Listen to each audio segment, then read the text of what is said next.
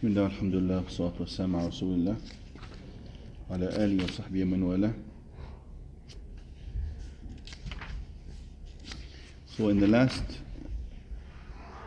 class we talked briefly about having the closest male relative conduct the marriage contract, and this is what is known as the Wali. Means the one who is close, and he has to be the closest male relative. We talked about this briefly and that it is essential, but there are some important points here. The authority of the Wali is not absolute. He cannot force his daughter or his sister to marry anybody, and if he does, then this marriage is invalid.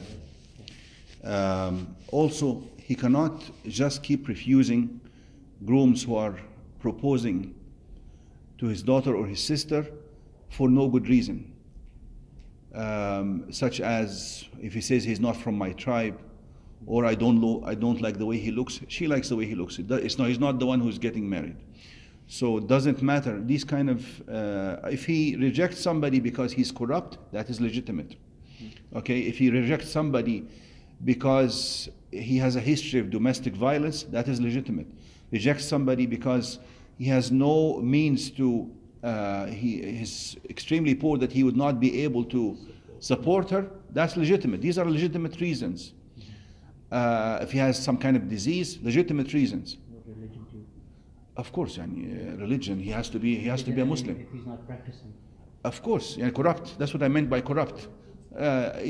Drinking alcohol, engaging in profanity or adultery, all this other stuff, doesn't pray, legitimate reasons. But if he keeps rejecting for no good reason, and good reason, that is the gauge or the measure for a good or bad reason is the religion, not his likes and dislikes. Okay, because we all have our own preferences. If we use our preferences in judging any matter in life, we will never agree on anything.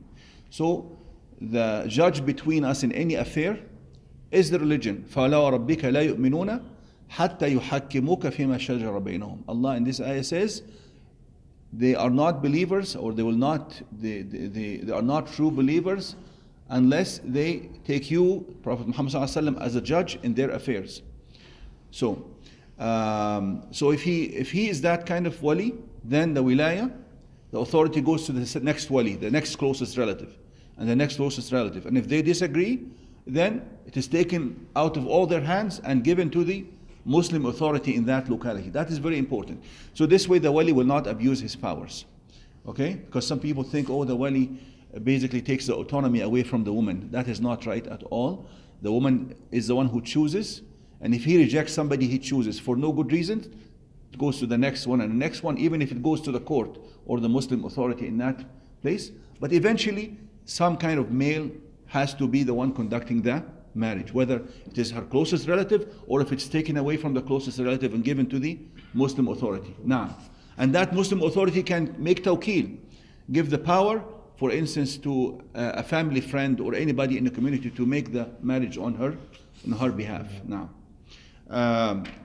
so this we mentioned last time. Did we read both hadith? The next hadith to be read, and I don't know if I read it in Arabic or not, which is the hadith that says, I think I read it in Arabic. And I also read it in English. So I'll remind you of this second hadith in the matter of Wali, narrated by Abu Hurairah.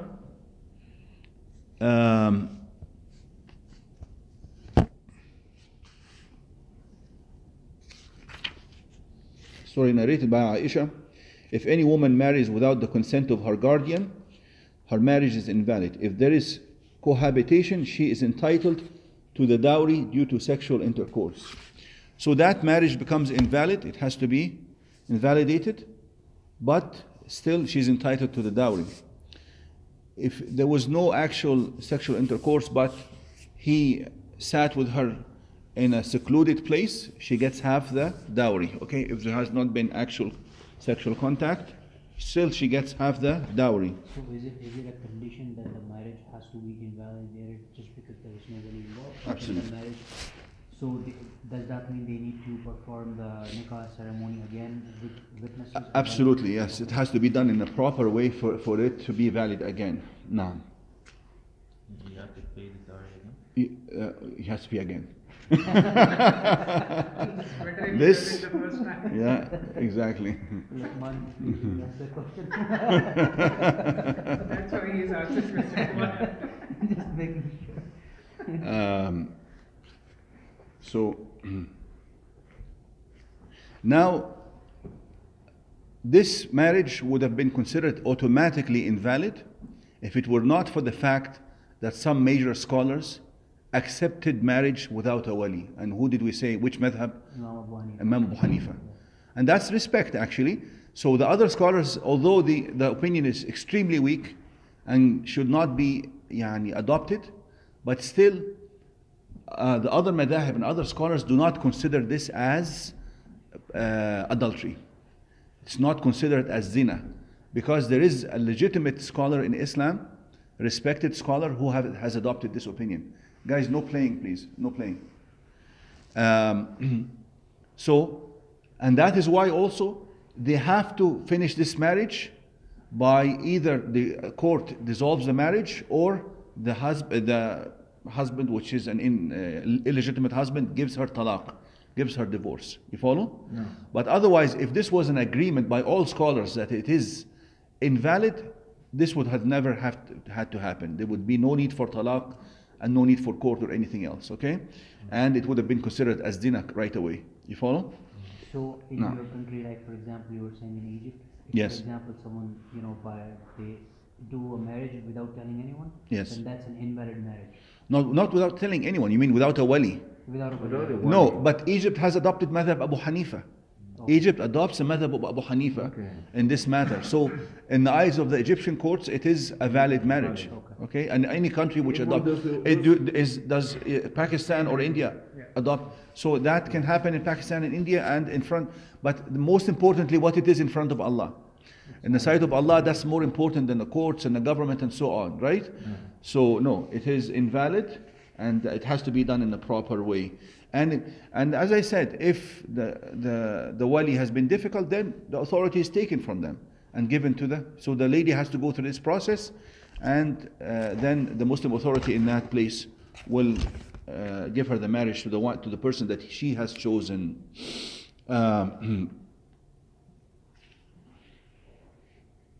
Let me continue reading here. Then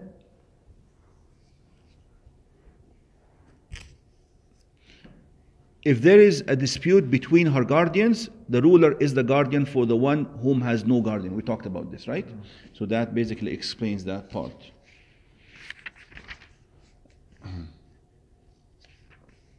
I think there's a major misconception about the issue of dowry.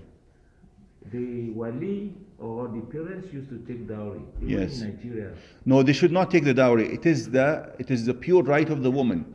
If she decides to give the dowry to her parents, that is fine, but they should not pressure her into doing that. They should not pressure her into doing that. Some people would say, "Anta wa maluka li abik." There's a hadith that says, "You and your wealth belongs to your father." You can take it that way, but not by force. A person, if he wants to give it to the family, she should give it to the family. Now, what if the wali is corrupt? What if her father is somebody who's an alcoholic and a gambler, and he engages in adultery? Can he be a wali or not? No. Can he be a wali or not? It can be a wali. There's a difference in opinion, but yes, he can be a wali. He can be a wali. Still, as long as he cares about his daughter and will seek her best interest, he is still a valid wali. So the adala, this is called adala, means uprightness, is not a condition for the wilayah. But this is a difference in opinion. Let me tell you who thought he has to be upright. But if we say this is a condition, then nobody's going to get married. But look, here, ذهب الإمامان الشافعي وأحمد في المشهور من مذهبيهما إلى اشتراط العدالة. Imam Shafi'i, Imam Ahmad said that he has to be somebody who is upright and good conduct.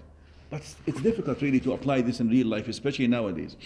Well, Imam Abu Hanifa, Imam Malik felt no, it is not a condition, even if he's corrupting himself, but he cares about his daughter, that's all. But if he's somebody who's neglectful to the rights of the daughter, or yani, abusing his rights, that's when the wilaya is taken from him. Now, that makes more sense. Finally, and because this is also related, and Abi Hurairah radiallahu anhu, and because it's a weekend tomorrow, so you can sit a little bit longer. عن أبي هريرة رضي الله عنه أن رسول الله صلى الله عليه وسلم قال لا تنكح الأيم حتى تستأمر ولا تنكح البكر حتى تستأذن. قالوا يا رسول الله صلى الله عليه وسلم وكيف إذنها؟ قال أن تسكت. متفق عليه. وعن ابن عباس رضي الله عنهما أن النبي صلى الله عليه وسلم قال الثيب. If you guys want to play, you can go downstairs, by the way. If you feel that you want to play, you can go downstairs. I feel sorry for them. So if you sit here, you sit and listen. If you want to go downstairs, you can go downstairs. النبي صلى الله عليه وسلم قال الثيب حق بنفسها من وليها والبكر تستأمر وإذنها سكوتها. وفي رواية في لفظ ليس للولي مع الثيب أمر واليتيمة تستأمر. So this hadith reads as follows. Abu Hurairah narrates, Allah's Messenger ﷺ said, a previously married woman, and she doesn't have to be a previously married. Thayyib means somebody who has had previous sexual contact, even if it was through zina, even if it was through rape, for instance. A previously married woman, so the opposite of the virgin, this is the meaning of thayyib, okay? Must not be married till she is consulted. And a virgin must not be married till her consent is asked. They asked, O Allah's Messenger ﷺ, how is her consent? He indicated. He replied, it is by her silence.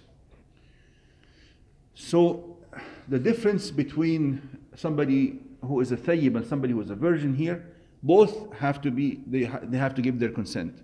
They cannot be married without their consent and approval. But here the hadith says that the one who is not a virgin has to explicitly say what she wants. It is not enough for her just to be quiet. Maybe she's oppressed and if she stays quiet, that is not enough. She has to voice her opinion.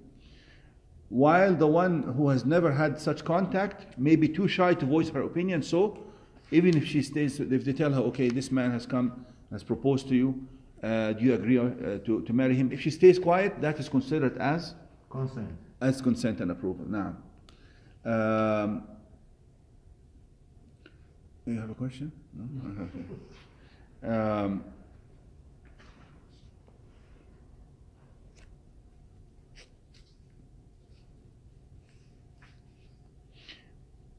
Now, I did mention before that if the hymen is gone without, like from accidents or surgery, the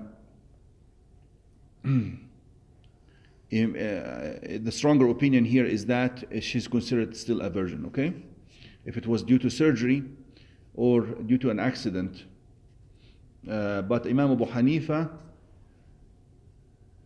felt that she is like a thayyib, he is like a thayyib. But the majority of Imams feel that she is still like, she is treated like the virgin.